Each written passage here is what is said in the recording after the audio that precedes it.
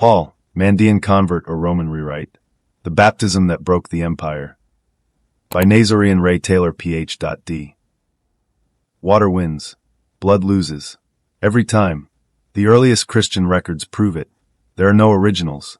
Every so-called New Testament scrap is from the 3rd or 4th century, long after the empire decided which god to sell.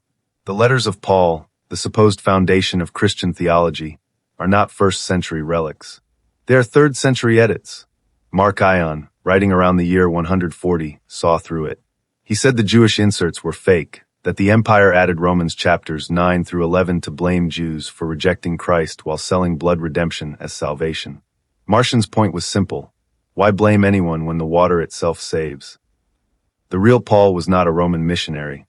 He was a Mandaean convert, a river man baptized in the light of Hayyi Rabbi. His Damascus vision was not a flash of thunder, but a river immersion. The name Saul, spoken twice, was a Mandaean invocation. The scales that fell from his eyes were silt. The 3 days of blindness were purification.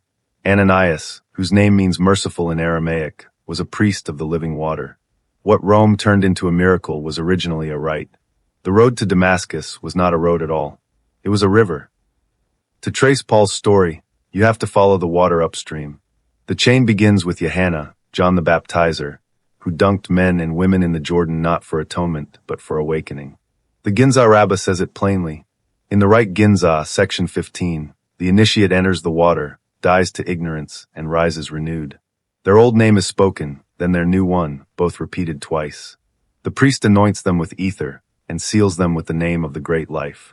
No blood, no knaves, just living water and light.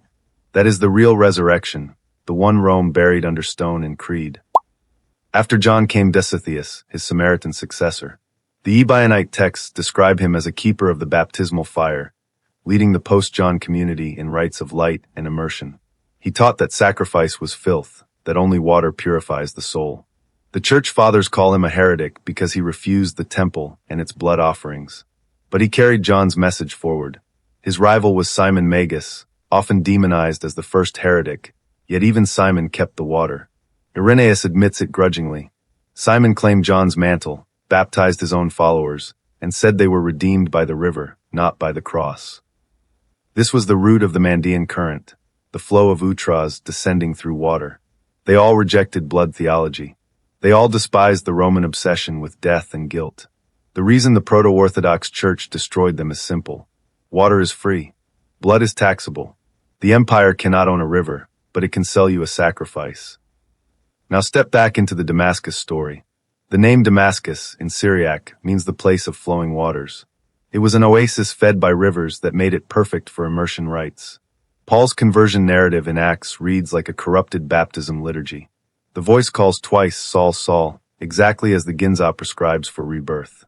He falls, is blinded by the light, and lies silent for 3 days, the same period the Mandaeans observe for purification. When Ananias arrives, he lays his hands and says, "Brother Saul, receive your sight." But the phrase in Aramaic could also mean, "rise in the light." Then Acts says, he arose and was baptized. The scales falling from his eyes were not miracle tissue. They were mud from the river washing off after immersion. The true vision of Paul was not from the sky. It was from the water. The Roman rewrite turned that scene into propaganda. Acts adds thunder, flashing light, and a celestial Christ to disguise the baptismal truth. The original story was of a man reborn in the living current, anointed by mercy, touched by light. But once Rome took control, water became dangerous. Baptism by immersion was replaced with symbolic sprinkling. The Pauline letters were edited to shift the focus from purification to belief, from practice to obedience. Romans chapters 9 through 11 were forged to blame Jews for rejecting grace while erasing the Mandaean root entirely. Marcion knew it. He removed those sections and kept only the letters that matched the gospel of the living God, the God of mercy, not the God of vengeance. He kept the dunk, not the death. For that, the church excommunicated him and called him a devil. But he preserved the truth that baptism was never symbolic. It was the real resurrection. The Proto-Orthodox Church hated that. They could not tax a river. They could not monopolize water. So they replaced it with the cross. When Constantine came, he sealed the Khan. The emperor who murdered his family replaced baptism with blood. His church outlawed Mandaean immersion, declared the Ginza Rabba heretical, and forced believers to kneel at altars instead of rivers. The Eucharist became a public ritual of guilt. Drink the blood, eat the body, pay the tithe. The living light was replaced with empire-approved symbolism. But the Mandaean current never died. It survived under persecution from both Rome and Persia. It kept the names of Yohanna and Mashiach alive, not as savior myths, but as teachers of light. The true Paul belonged to that lineage. He was one of us, an Utra reborn in the waters of Hayyi Rabbi.